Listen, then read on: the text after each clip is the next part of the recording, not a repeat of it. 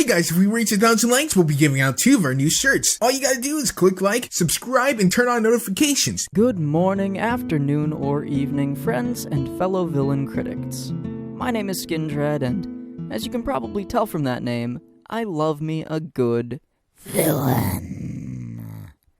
After all, what's a hero with no one to stop?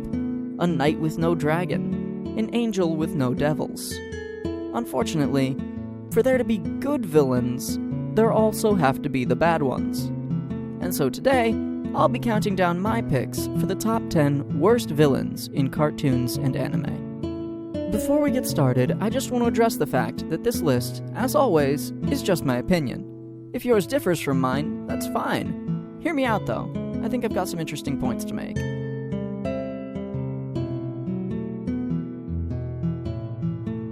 Number 10. Kujo Ginjo, from Bleach. If you, like I did, wasted your time watching all 366 episodes of Bleach, then, firstly, I'm so sorry. At this point, we're tired of that trick. His second hit is that he has no compelling motivation, because he was given no build-up time, and what build-up time he did get was mostly allotted to trying to fool you into thinking he wasn't the bad guy. A trick that only barely worked with Aizen, and he had a lot more build-up time, as well as other villain characters to distract the audience. And the final nail in Ginjo's coffin was the fact that he was an obvious desperate grab by the creators, attempting to keep their money boat from sinking.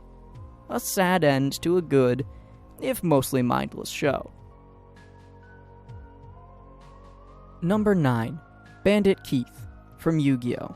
It was a tough choice between Bandit Keith or the Paradox Brothers, but in the end, what made the decision for me was simple screen time. Both Bandit Keith and the Paradox Brothers had all the makings of great comedic villains, as was proven by Team 4-Star. But the show tried to take them too seriously, while also making them gross stereotypes, and it ended up just making them both offensive and terrible. If they had chosen to go full hog and blow the stereotypes so far out of proportion that they could obviously only be meant as joke characters, then they could have made for good gag material. Unfortunately, the stereotypes, while certainly blown out of proportion, are still too close to the real discriminatory ideologies that have been propagated throughout Japan. Leaving the question hanging, is this actually what the creators think of foreigners? Fortunately, the Paradox Brothers don't get enough screen time to really be bothersome. On the other hand, Bandit Keith shows up frequently enough that he taints quite a few episodes with reminders of the creator's possible racism. Certainly cultural insensitivity, at the very least. Number 8. Death Gun, from Sword Art Online. Now, I'm likely to be stepping on a few toes here, as GGO was undoubtedly one of the fan-favorite seasons, which I fully understand. I certainly preferred it to the others, even though I was never particularly a fan of any of them. Having said that, though, Death Gun always felt like a failure of a villain to me. Firstly, due to the fact that his presence doesn't really lend any sense of urgency. I'm aware that they claim to have to catch him during the only tournament where they could, but they could also just wait for the next tournament. It's not like his addiction was going to let him pass up the next one. And frankly, I find it hard to believe that a handful of kids using a free-to-play game that would require the player to give up information on themselves would avoid being caught. Especially when they're apparently moving through the streets at night while wearing black robes. Did no one call the cops just on principle of suspicious activity? And how could they kill multiple full-grown men, even if they got the drop on them, and yet be beaten by someone their own age? It's also just a stupid and forced-feeling motivation. Getting addicted to killing in-game might be an interesting concept, except in-game, the bodies poof into giant clouds of sparkly geometric shapes, which kinda breaks the realism a little bit. If they took that to real-world murder, they'd probably have far more visceral reactions. They're just too different to be comparable.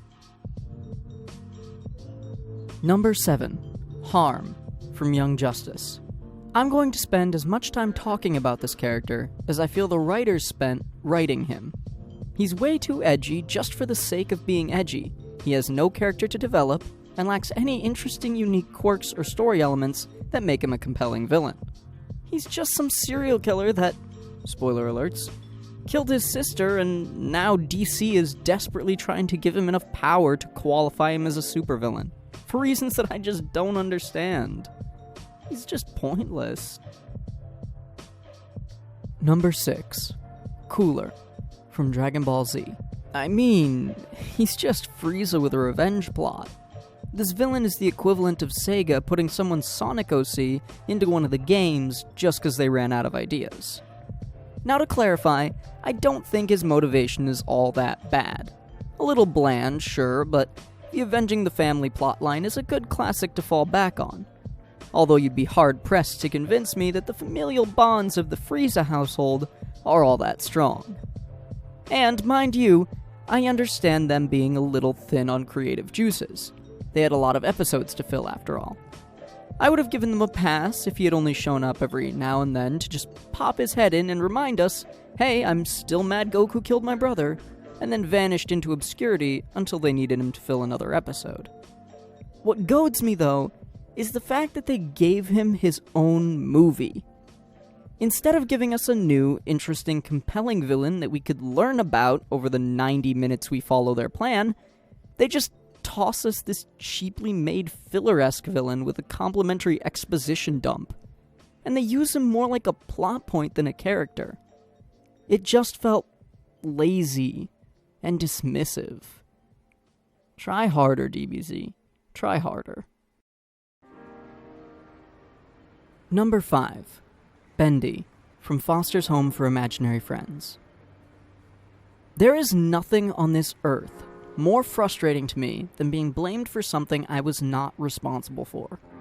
This was especially true when I was a child, primarily because there were plenty of things I was responsible for that I never got credit for, while I got blamed for all the crap I didn't do. It's just irritating, both to have it happen to you and to watch it happening to others. So sitting through somewhere around 30 minutes worth of watching it happen over and over again was probably one of the most agonizingly frustrating things I've ever subjected myself to. Compiled with the fact that the show does a great job of addressing that there's no real way to combat it. At least no way that doesn't just make it a bigger headache. He's the cartoon embodiment of all crybullies, which admittedly makes him very hateable and therefore a good fit to the role of villain. But he still makes this list based purely on how infuriating he is. Number 4.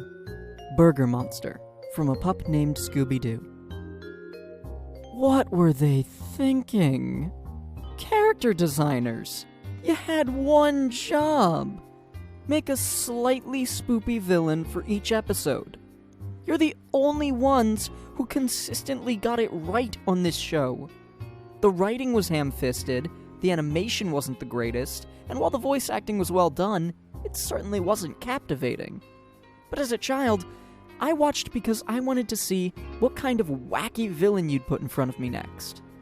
But this anime, it was forced at best and a colossal disappointment at worst. I couldn't bring myself to care who might be in the costume because it didn't matter. He wasn't a threat.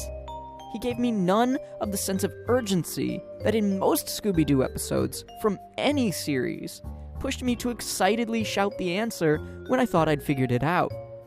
That was the key draw of a Scooby-Doo episode. It gave the opportunity to race the crew and see if you could find the culprit first. Without the drive to do that, the episode just felt empty. Also, it's a burger monster. Who greenlit that? Who?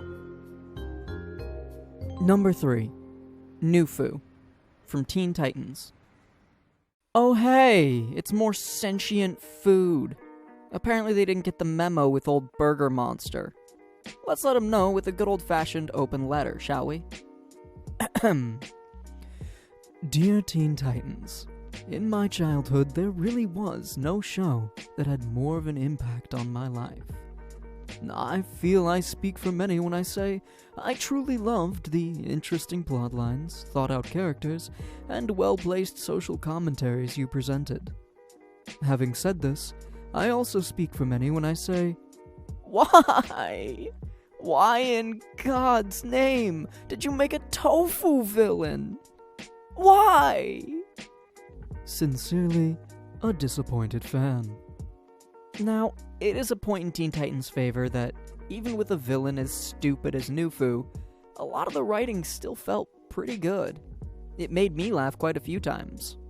It's all outweighed, however, by the fact that this villain's motivation/master plan is to steal our cows and replace all meat products with Nufu. I'll level with you guys. If that had been the end of the plan, I'd have been more okay with this villain. Maybe a situation like Poison Ivy, where the tofu is trying to protect animals, but in the process is murdering off butchers. Or something like that. Unfortunately, that's not where the plan ends. The rest of the plan is to blow up Earth with a device called the Destructitron. I know, that name hurts me too. Because, and I quote, "It is our way. We are Nufu." Ugh. God. I think I just felt part of my soul die. Number 2. Evil Empress. From Courage the Cowardly Dog. Well, some good news for Japan is, apparently, America doesn't know how to not be incredibly culturally insensitive either. Thankfully, this character only shows up for one installment of the series, an episode titled Squatting Tiger, Hidden Dog. In my subjective opinion, this episode was the absolute dumbest Courage the Cowardly Dog episode ever aired. And there were a lot of stupid Courage the Cowardly Dog episodes. I have many grievances with both the episode in general and with this villain, but there's one that will always goad me. You see, the typical structure of a Courage the Cowardly Dog episode is that something goes wrong between Muriel and Eustace, or one of the main characters makes a terrible decision, and that leads to the events of the episode. Meaning, at the end of the episode, no matter how stupid it was, at least something is repaired, given a sense of conclusion, and even a bit of accomplishment. But this episode starts with the evil Empress's magic silkworm flying away, and that's her motivation to be a villain. I understand that they're making the story ironically stupid, but intentionally making a horrible, pointless villain, particularly one that's bound to offend people, doesn't make your villain any less horrible, pointless, or offensive. I give this villain a clearly failing letter grade of M. For magic freaking silkworm! Number 1. Queen Bee. From Ben 10, 2016. You gotta be pretty trash to top my list of garbage villains.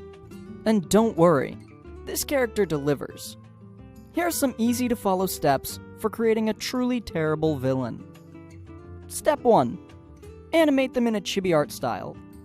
But make sure it's not like usual chibi. You know, where it's kinda cute. No. Make sure it's some horrible half-breed version of chibi art, where all of your characters look like misshapen monsters. Step 2. Don't give any backstory on the character. They don't need it. It would only give them some depth, motivation, personality, and emotional weight. And you don't need any of that.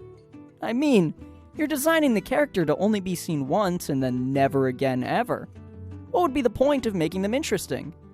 I mean, you could gauge the audience's reaction to them, and possibly bring them back later as a beloved and reoccurring villain. But instead, base their entire personality on being greedy and power-obsessed. Because those are unique and interesting traits that have never, ever, ever, ever, ever been thought up before. Step 3, and probably the most important one. Be sure that you give them an all-consuming desire to be a star, which is a plot point that is in no way played out. Make it so all-consuming that they're willing to ignore the loss of a huge chunk of their money and the loss of all of their servants, just so they could get pictures taken of them on a phone by a person they were just threatening to kill. If you did all that, congratulations! You've now hit the absolute bottom of the barrel and created utter crap. If you've yet to be fired, then rejoice! You can only go up from here. Who are some villains you think are terrible? Were there any on this list you disagreed with me on?